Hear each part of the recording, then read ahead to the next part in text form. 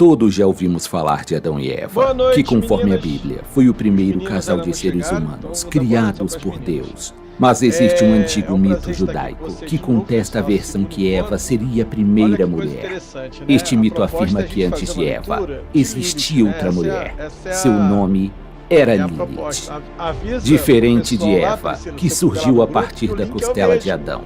Lilith seria criada a A pessoa partir tá do perguntando barro, o link é o juntamente mesmo. com Se Adão. puder, Por acho ter que sido ajudar criada nisso, por Deus da mesma publicar. forma Oi, que amor, Adão, comecei a ouvir a Lilith não palestra. se submetia ao O que desejo se de diz? seu marido, Ó, pois se eu não julgava tivesse, estar eu em uma desligava o posição de microfone, pra vocês igualdade, entrarem, e por isso não aceitava ser dominada por Adão. tá bom? Lilith e Adão O que habitavam o jardim acontece? do A Éden, gente mas a hoje não rebeldia de vai, Lilith a colocou em uma de novo, situação em iniciar a que ela leitura, deveria porque escolher entre se a galera submeter a ficou seu na marido dúvida aí ou partir do de jardim do alguns, Éden. de Lilith não estava alguns disposta a tópicos, né? abdicar de sua independência, Principalmente e no que eu assim trouxe na semana ela optou por passada, deixar quando Adão eu e o trouxe a jardim questão do Éden para trás. da androginia, A primeira né? Quando eu mulher trouxe a partiu questão para da o androginia, exílio e se estabeleceu citando próximo Lilith, ao Mar Vermelho. citando a Deus mitologia enviaria judaica, 2 anjos para tentar né? convencer E a gente que Lilith a gosta desse retornar tema, ao né, jardim Nina? do Éden, A gente mas viaja, ela virou as costas para principalmente porque é o Deus. tema que vai dar base depois, né, futuramente. Obrigado, Priscila. Sem sua Principalmente mulher, porque no Adão passou a se futuro sentir o tema solitário. Deus, percebendo que vai o dar homem base sofria aí devido a tal solidão, a decidiu criar uma nova para a mulher para Inquisição, ele. E né? assim, É o tema que Eva vai foi dar base aí para a criada. Inquisição Por e ter sua se afastado perseguição do Criador, em Lilith foi relação às demonizada. Ela em passou a relação ser às bruxas. considerada um demônio em Então forma a de gente não mulher. pode Em sua forma demoníaca, deixar em ela aberto teria o poder de causar esses doenças em temas que eu crianças acho que são recém-nascidas. E muito por isso, importantes para para a gente proteger as poder crianças do mal, trabalhar. eram dados aos bebês Então, amuletos quando a com os gente nomes falou dos anjos que quando a tentaram gente trazer fala Lilith de volta ao Éden. da Lilith,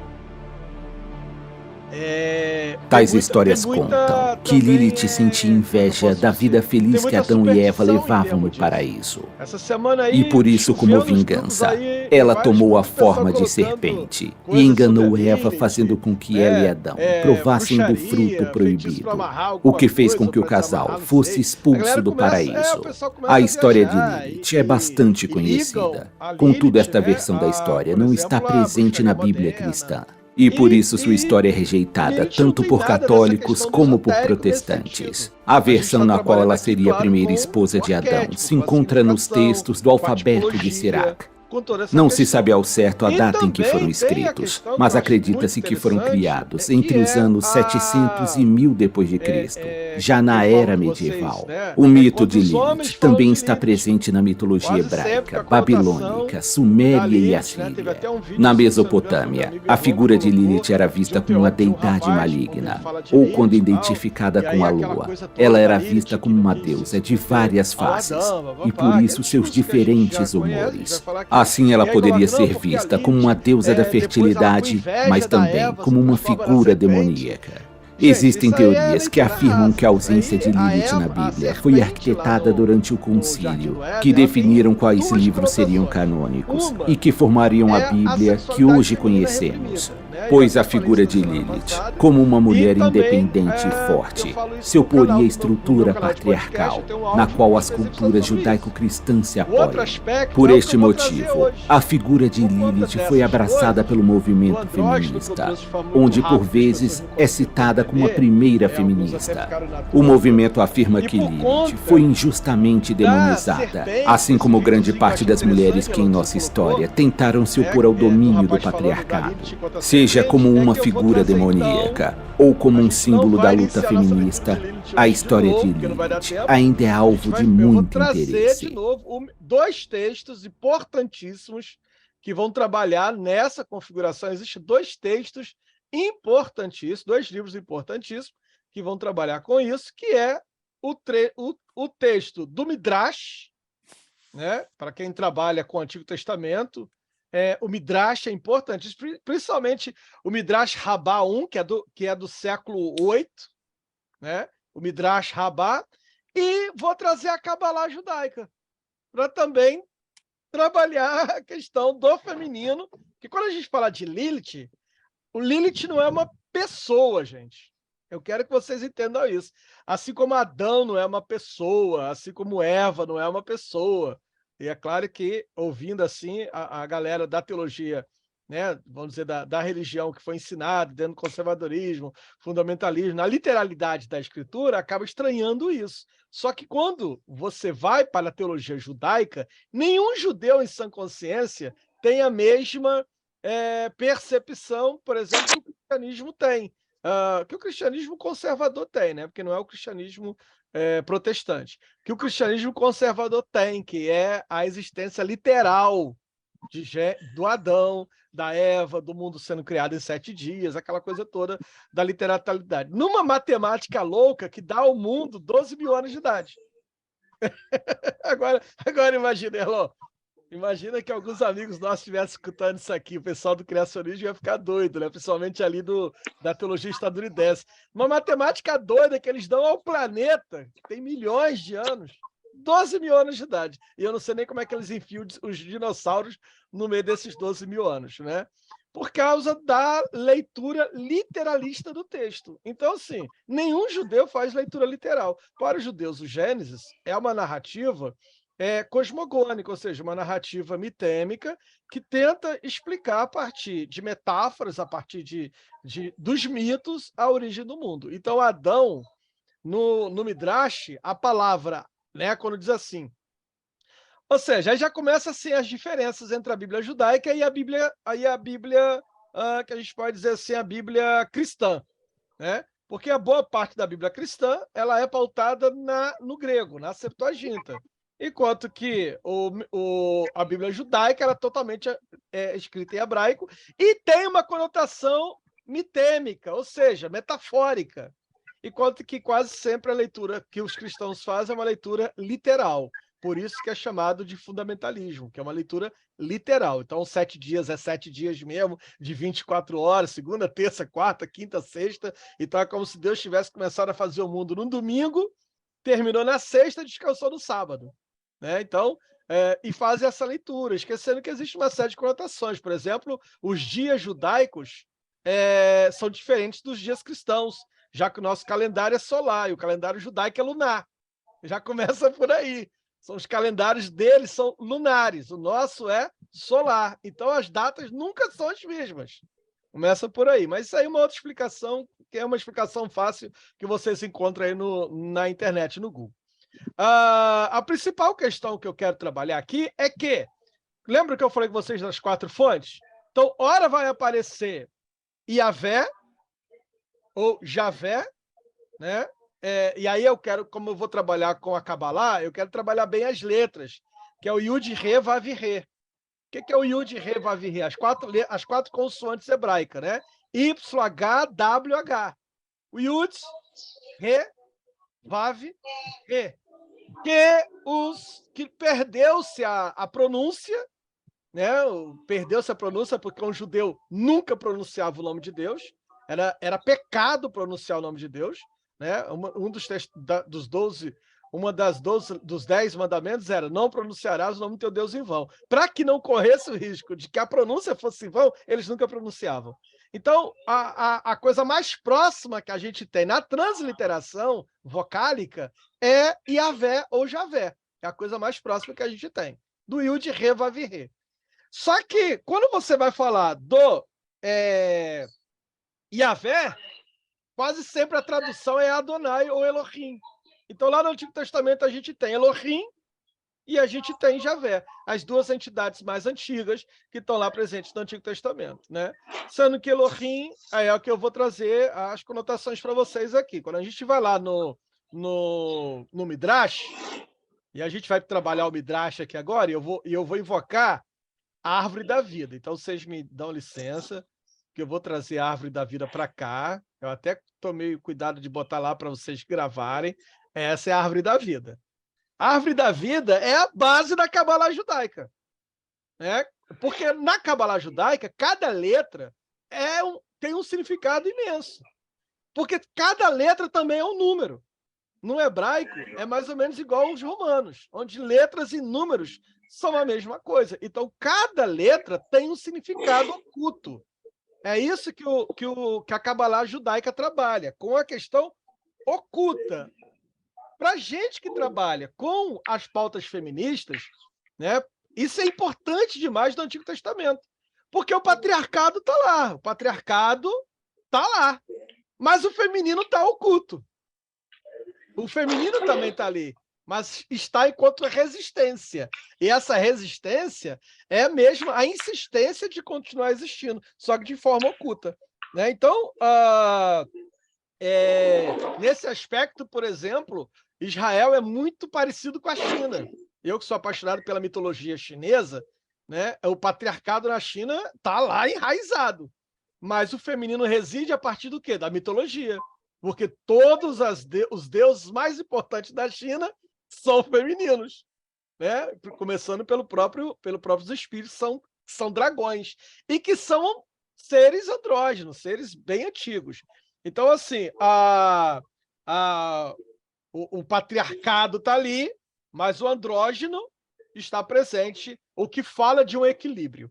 Então, quando a gente vai para a árvore da vida, quando a gente vai lá para a Cabalá judaica, e vamos trabalhar o Midrash diz assim, lembra do texto que eu trouxe para vocês semana passada? E façamos o homem, a primeira parte, o primeiro Gênesis 1, 26, que começa, e Yahvé disse, né? Que Yahvé é esse? Yud-Re Vav-Re. O Javé disse, façamos o homem. O homem em hebraico é Adã. Então não é um homem, não é uma pessoa, é uma metáfora. Significa o quê? Terreno. Ou Adamã, que significa terra. Vamos pegar a terra. A nossa imagem, a imagem hebraica é Tselen. Tselen é forma ou imaginação, né? E, segundo os cabalistas, também é um destino ou modelo. Então, Tselen seria uma espécie de um modelo, de um destino, né? O molde, o vestido da luz ou o corpo da glória, ou a coroa que se perdeu na queda, mas que foi devolvida a Moisés. Lembra aquela passagem, quem conhece a Bíblia? A passagem do Moisés subir no monte, e quando ele desce, as pessoas não conseguem olhar porque ele estava com o rosto aformoseado. A palavra que se usa ali, que é a palavra que diz que Moisés estava com o rosto, é uma palavra que significa Moisés com chifres, cornuto. A palavra é essa. Ou seja, a coroa. Tanto que Michelangelo, quando vai fazer a famosa estátua de Moisés, ele faz Moisés com chifre, que é o Moisés que o Freud vai citar lá no texto Moisés e... Gente, não esqueça de fechar o microfone. Lá no texto Moisés e o monoteísmo, quando Freud vai falar do Moisés de Michelangelo, que é o Moisés com chifre. Por que chifre? Chifre é coroa, chifre é glória, chifre é poder. Então, a glória que se perde quando o homem é expulso é devolvido para o Moisés, né? E semelhança deixemos-lo governar. Então, Yahvé cria macho e fêmea, andrógeno, uma coisa só. E o abençoe e diz, sede férteis, multiplicai e povoai. Isso se interpreta como se Adão tivesse baixado do céu à terra. É como se Adão não tivesse sido feito à mão, mas baixado do céu para a terra, de forma direta, do céu para a terra. A palavra imagem, ela vai ser interpretada no Midrash como homem, e a palavra semelhança como mulher. Então, quando Javé diz, façamos a imagem e semelhança, ele está dizendo, vamos fazer andrógenos porque nós somos andrógenos. Essa é a explicação do Midrash. Deus é andrógeno. Vocês estão conseguindo compreender? Qualquer coisa, isso aqui está gravado, vocês vão poder ouvir quantas vezes vocês quiserem, até o ouvido de vocês se converterem. Disso se desprendia, né, que o homem poderia governar unicamente só se ele fosse igual a Deus, ou seja, só poderia governar se ele estivesse também com o seu lado feminino em igualdade. Só o homem sozinho, ele nunca é igual a Deus. É isso que o texto do Midrash fala. Para ele ser igual a Deus, ele precisa ser andrógeno. Para ele ser o reflexo de Deus. Ou seja, Deus também é andrógeno. Essa dedução que não aparece específica na literatura rabínica do Midrash, vai ser encontrado na Cabalá. E aí tem um texto, um livro muito interessante, eu acho que ele não tem ele em português, que é de um pesquisador, de um historiador, que é o Rafael Patai, que é o livro A Deusa Hebraica. Rafael Patai é um pesquisador, é um antropólogo, um arqueólogo, que lá na década de 60, nas suas pesquisas, chegou à conclusão que Javé, esse Javé do Gênesis, esse primeiro Javé, ele tinha uma consorte, ele tinha uma esposa. E uma esposa, lembra que eu falei com vocês que as primeiras imagens de Javé tinha uma mulher ao lado? Essa esposa não é ninguém menos, ninguém mais do que a Será.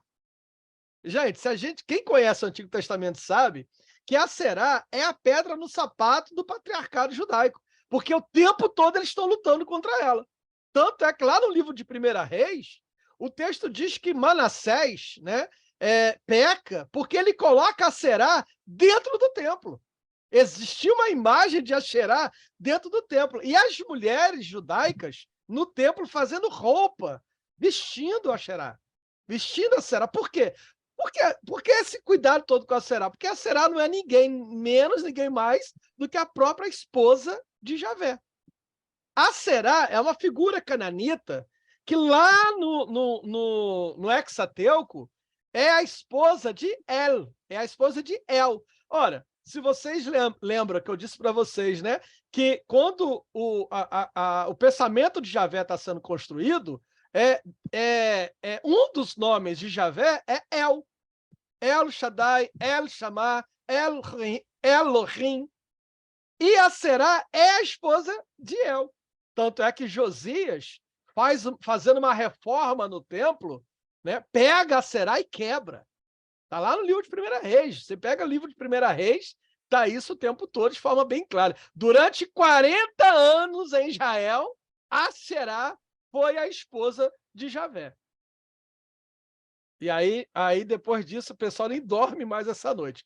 Durante 40 anos, não foram 40 dias, não. 40 anos, a Xerá vai estar sendo o tempo todo combatida pelo patriarcado, combatida, até chegar o momento em que não tem mais o feminino no culto javista. Não tem mais. Mas isso não é retirado da noite para o dia, porque as mulheres continuam resistindo. Dá mole e elas botam a Xerá de volta no templo. Gente, a gente está falando do templo de Jerusalém. A gente está falando do espaço mais sagrado que os judeus já tiveram. E, no entanto, havia lá dentro do templo a imagem de Asherá. Para chegar a estar dentro do templo, é porque havia toda uma tradição que insistia no culto da deusa. É disso que a gente está falando, da deusa. Por isso que eu dei um seminário um tempo atrás, que eu digo assim, se lá no princípio era o verbo, antes do verbo havia a mãe. A deusa é mais antigo que o Javé. Então, no princípio havia o verbo. Eu escrevi isso na minha Bíblia uma vez, botei assim, e antes do verbo havia a mãe. Está lá na minha Bíblia do Peregrino, está escrito assim na minha Bíblia hebraica, mas antes do verbo havia a mãe.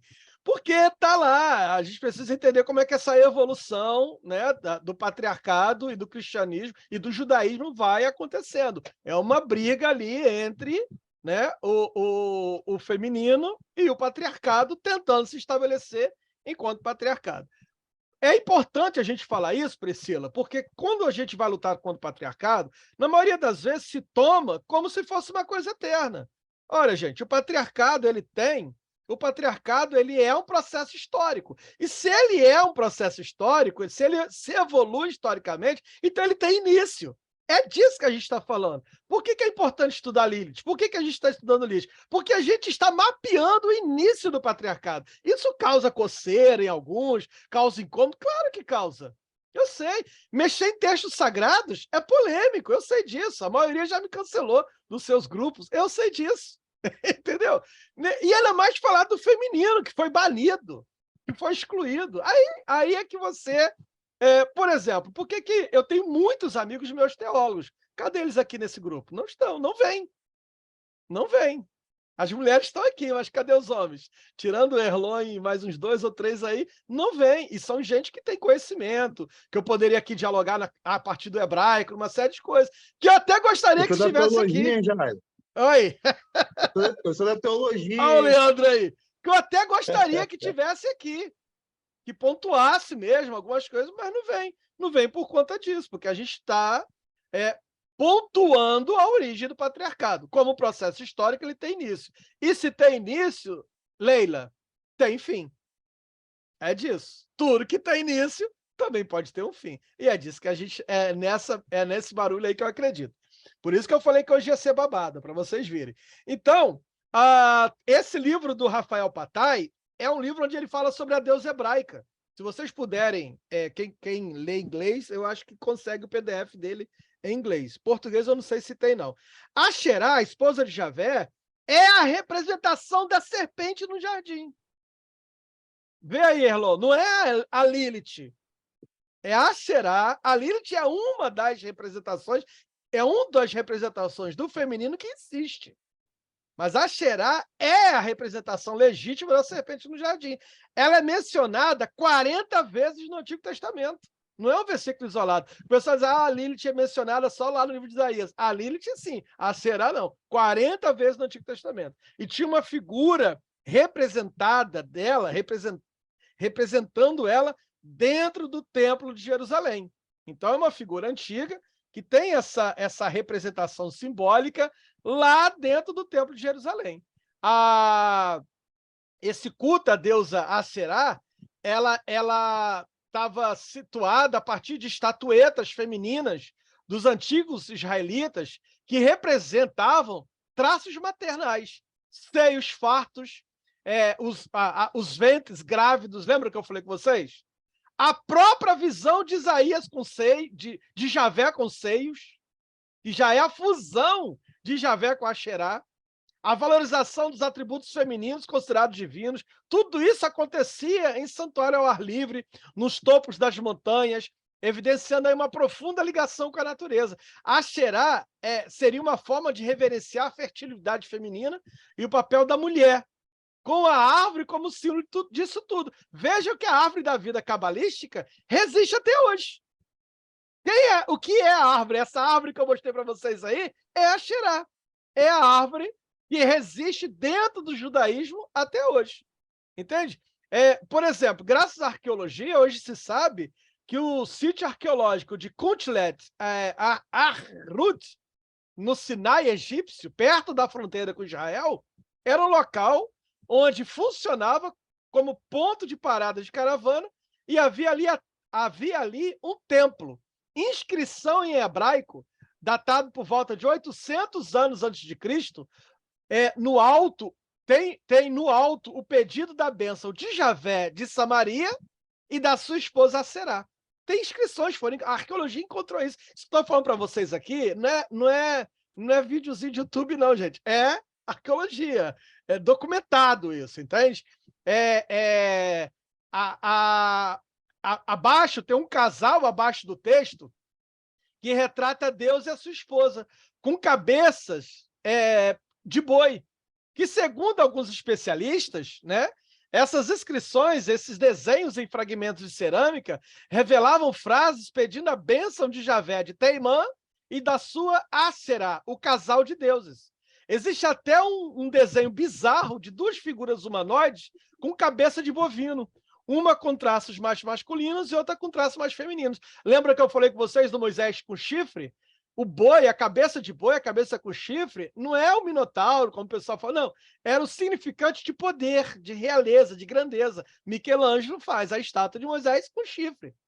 Entende? Por quê? Por causa da grandeza, por causa da realeza. Esse sítio, né, essas evidências das deusas Asherá, hoje tem vários documentos que falam sobre isso. Outra questão também interessante era o culto fora de Jerusalém, chamado o culto nos lugares altos. Quem lê a Bíblia, quantas vezes vocês leram essa expressão na Bíblia, no Antigo Testamento? Nos lugares altos.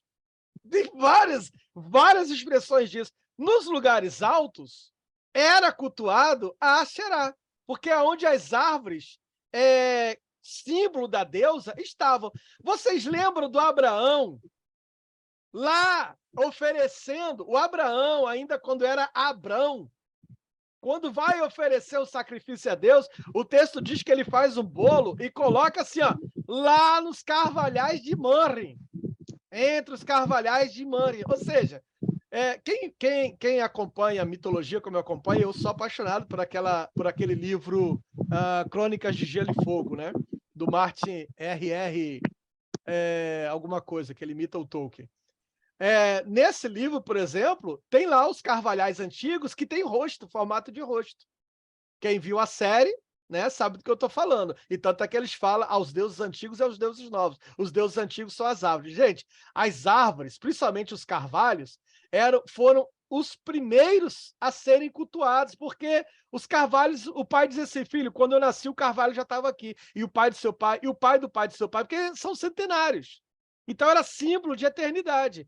E Abraão está ali tranquilamente, o texto não tem problema nenhum em dizer que Abraão está oferecendo um sacrifício ao pé de um carvalho. Era um símbolo ali do Deus e da deusa. Entende? Não há constrangimento nenhum na Bíblia em falar isso. Que Abraão, nos pés de carvalhais de Mamre, Javé se encontra com Abraão e dialoga com ele. E é o próprio Javé ali dialogando. Então, a adoração nos lugares altos, né, era a adoração que se fazia à deusa Asherá. Né? Era comum esses rituais, essa adoração, né, à árvore. A gente continuando aqui, quando a gente vai para o nome de Deus, e aí está aí o símbolo do carvalho, que eu botei para vocês aí, a árvore da vida. Vocês estão vendo a imagem aí da árvore da vida? Vamos para Cabalá agora. Quando a gente vai para Cabalá, o andrógeno Adão é o reflexo de Deus. Né? A androginia, Deus como manifestação, tanto na Cabala como no Tantra, é o andrógeno no ato sexual. Olha, quem conhece Tantra sabe que o Tantra não é só um ato sexual, não é uma relação sexual qualquer. O objetivo do Tantra é a divinização do ato sexual. É o prazer enquanto o ápice da espiritualidade. Né? Esse é o objetivo do Tantra, que é os dois tornarem-se um. Esse é o objetivo do Tantra. Os dois tornarem-se um. O prazer é para ambos. Não tem protagonismo no Tantra. Os dois são iguais. Os dois tornarem-se um, ou seja, retornar ao andrógeno. Os dois polos unidos em êxtase absoluto. O símbolo correspondente nessa questão, né, de Eva, que é considerada a costela de Adão, é que a mulher reside no costado esquerdo do homem. E aí o Tantra não diz que a Eva é tirada do Adão. O texto diz que a Eva é o lado esquerdo de Adão. Lembra que eu falei com você na semana passada que o lado esquerdo sempre foi, que aos poucos, na teologia judaica, vai sendo considerado o lado do mal? Porque é sempre o esquerdo onde está o feminino. A mitologia judaica vai dizer que é do lado esquerdo de Adão que a Eva é retirada. Daí o esquerdo, daí o sinistro. Gente, eu tenho 45 anos de idade. Deve ter alguém aqui na minha idade aqui, né? Por volta da minha idade aqui. Eu sou nordestino. Lá no Nordeste, onde eu fui criado, ser canhoto era ser mal visto.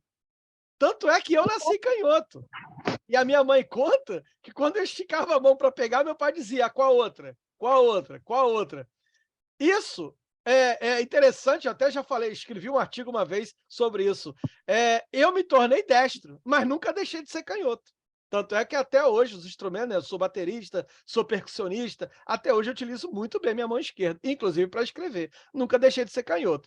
Como as deusas são boas para comigo, me deu 2 filhas canhotas. Minhas 2 filhas nasceram canhotas. Todas as 2 são canhotas. Mas o canhoto, por exemplo, na criminologia de Lombroso, era mal visto. Está lá na criminologia aqui no Brasil, onde se pensava na criminologia a partir de alguns pressupostos. Porque é o lado do sinistro, é o lado do feminino, é o lado, né, até mesmo na interpretação do desenho, a partir do TCC, o canhoto é o lado da emoção. Então, quando o sujeito desenha mais para o lado esquerdo da folha, você vê que ele é um sujeito mais emotivo. E quando ele desenha para o lado direito da folha, é um sujeito mais racional. Então tem essa... Olha só, o Zoom me dando que só tem 10 minutos. Eu preciso correr em 10 minutos. E olha, tem tanta coisa para falar para vocês ainda. Então, no Gênesis 1:20, vou fazer aqui, tentar falar da Cabalá em 10 minutos. Deixemos que a água nos traga o réptil, a alma vivente. A palavra hebraica aqui é Kayanã, a criatura viva. Quando o pai e a mãe se unem no movimento da água, o pai e a mãe se unem, por isso que a água está em movimento, né? Tudo se multiplicará. Isso é lá no texto hebraico. E Yahvé, que não toma parte da criação, pois o criador do Gênesis é Javé, olha aqui, ó. Yahvé, Javé, Yahvé, Yud-Re, Vav-Re não toma parte da criação, porque quem cria a criação é Elohim. E Elohim né, é o homem, enquanto Javé é a mulher. O poder, o reino, Sakti, da forma figura. A união do homem e da mulher são a justiça e o juízo, a permissividade e a severidade, a direita e a esquerda. As duas ramificações opostas da árvore da vida, unidas. Tem duas ramificações opostas da árvore da vida, e elas estão unidas, de um lado e do outro. Quando Elohim decidiu dividir Adão em dois, eles o submergiu em algo parecido com a morte, ou com o sono.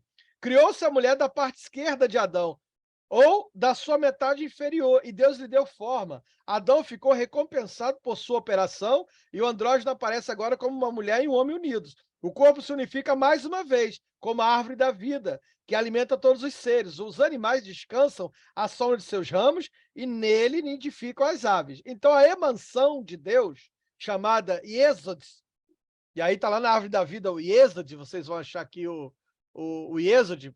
Vocês estão vendo a mãozinha que eu estou aqui do meu computador? Vocês conseguem enxergar a mãozinha? Não, né? Sim, não, não. Não. Então tá, Yesod. Yesod é a segunda bolinha de baixo para cima. A primeira é Malkut, a segunda Yesod. Yesod é a fundação. Na árvore da vida é a fundação. O Yesod, que é a fundação, que é o fundamento, representa o falo.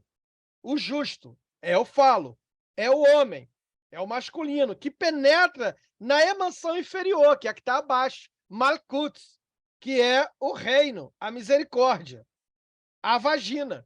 Então veja que aqui, na simbolização, Yesod que está acima e Malkut que está abaixo, mas não no sentido de submissão, nem de subalternação, porque estão ligados, estão androginados. Então não é a mulher como algo inferior ao homem, porque é a raiz. Malkut é o reino, é a raiz, que é o feminino, que é o centro, que é Jerusalém e que é a justiça. Então veja que a vagina, que é Malkut, é o reino, é o símbolo da Ione. Ione é a vagina. E Yesod, fundação, eu falo, a vagina seria o próprio Jerusalém. Os exércitos de Deus são as duas emanações. Aí do lado você tem Rhodes, que é esplendor e majestade, à esquerda, né? E do outro lado você tem Nezá, que é vitória, à direita, que são os testículos na árvore da vida, que guardam os olhos consagrados, que provém da parte superior, da parte esquerda da análise ou da severidade, que é o quê? Gevruhá, que é a justiça e julgamento. E da parte direita da síntese da misericórdia, que é Hesed. Todo fruto, diz o Zohar, emana da cabeça masculina, quando se mantém a respiração, que é uma metáfora do prazer sexual. E as sementes brancas masculinas e as vermelhas femininas se fundem. E aí está lá no livro de Eclesiastes. O justo entrega o fruto como uma palmeira. O lingam, que é o falo, e se faz hermafrodita. Então o Zohar vai dizer assim, das variações de Muzio acerca do andrógeno. Ela se agarra ao costado do homem e chama meu amor, minha companheira perfeita. Isso está lá no livro de Cantares. Só que está a tradução errada. Não é minha companheira perfeita. A tradução correta, porque a palavra hebraica é tamatzi, é minha irmã gêmea. Porque não é companheira, é minha irmã gêmea. Quando Cantares, né, que é um livro sobre sexualidade, que é um livro sobre amor, o escritor ele não diz que encontrou uma mulher, ele não diz que encontrou uma companheira, ele diz assim, eu encontrei a minha gêmea, eu encontrei a minha parte, que estava perdida, né, que é o Talmatzi, está lá no Zohar. E acrescenta que as almas que o corpo divino contém unem o Ligam e o Ioni. Ligam, o falo, Ioni, a vagina. Gente, quem trabalha com o feminino sabe que o Ione, né, a palavra própria Ione, é a vulva, é o contexto inteiro, né? Que é a justiça. Olha bem que na árvore da vida, Ione é justiça, é o Gevurá, justiça. É a justiça que vem da mãe. Eleva-se até a aureola da lua, onde observa o que vem. Plenos de júbilo, acende, se une e se separa. A lua os atrai e derrama sua luz. Está lá em Absebo Som. Inclusive, a macieira de Musil responde aos textos cabalistas, que identificam a glória de Deus com o horto da macieira de Cântico dos Cânticos. Olha a mulher falando lá no horto da macieira. O meu amado é o tronco. Eu vou pegar a macieira e vou comer. E é uma relação ali o quê? Que nada mais é do que uma relação oral. Aliás, a sexualidade oral, o sexo oral em Cantares é do início ao fim. A mulher começa, beije-me com um beijo da sua boca, porque o beijo da sua boca é muito mais gostoso do que o vinho. E aí ele diz assim, e o homem diz, eu vou deitar vinho no teu umbigo. Mas a palavra umbigo no hebraico não existe. Os tradutores colocam umbigo, porque seria radical demais para os ouvidos puritanos. A palavra hebraica é correta, que é ioni, ou seja, vagina. Entende? E aí, quando ela fala, eu vou botar a sua semente na minha boca, a semente é o sêmen. E ela diz, eu vou engolir, porque lá no livro de Levítico, era obrigado a engolir. Lembra do caso de Onã? Do cara que se masturba e coloca a semente, cai no solo, e ele é punido por Deus, porque não podia desperdiçar? Tanto é que vai virar o caso do onanismo. Então, ela fala, eu engolirei a sua semente. Isso é tão claro no hebraico, né? Mas os ouvidos puritanos não podem ouvir, aí por conta disso as metáforas, né? Por conta disso, as macieiras, as romãs, a coisa toda. E aí coloca aqui, que eu só tenho 2 minutos para acabar. A luz atrai, né? Onde se une o homem e a mulher, né? Está lá na Zorá. No interior, ou o livro do esplendor, né? Que a palavra Zorá em hebraico é esplendor. No interior de cada indivíduo, as duas forças se manifestam na alma e na razão, no cérebro e no coração. O sujeito não pode ser racional, ou o sujeito não pode ser emocional. Ele tem que ser as duas coisas. Ele precisa se unir. O feminino, né? Que é a força esquerda, e Yetzer Hara, se considera na mística judaica como mal. Nos ensinamentos esotéricos, quanto maior a Yetzer Hara, mais poderoso é o homem. Ou seja, se lá na teologia judaica patriarcal o feminino é o mal e por isso evitado, no esoterismo judaico cabalístico, quanto mais feminino tiver no homem, mais poderoso ele se torna. É o inverso, é diferente, né? Mais poderoso é o homem, que domina, olha a coisa, pois conseguindo dominá-la, ele se torna sua aliada. Não é o homem dominar a mulher, é o homem dominar o feminino dentro de si. Lembra que eu falei com vocês sobre a Kristeva, que trabalha muito bem a questão judaica, né? Onde ela vai falar sobre o homem que controla o feminino dentro de si? Então, quando o texto diz dominar a mulher, não é dominar a mulher no sentido de subalternização da mulher, mas é domínio feminino que há dentro de você. Dominar no sentido de tornar aliado. E aí o texto do Zohar diz que o homem perfeito é aquele que domina os dois lados, que tem o seu lado feminino e o seu lado masculino em equilíbrio. Bom, já tenho aqui alguns segundos só, vai me derrubar a qualquer momento. Essa é a árvore da vida. A gente trabalhou hoje o livro do Esplendor, o Zohar, a gente trabalhou o Midrash e a gente trabalhou a Kabbalah. No nosso próximo encontro, eu vou falar sobre esse esoterismo e esse feminino, isso tudo, lá no livro do Novo Testamento, lá com o batismo de João Batista, com as cartas de Paulo, que é para a gente escandalizar mais ainda os ouvidos puritanos. Até o nosso próximo encontro, gente. Beijo! Nossa, o tempo passa correndo demais. Encerrar aqui. Os minutos estão encerrando.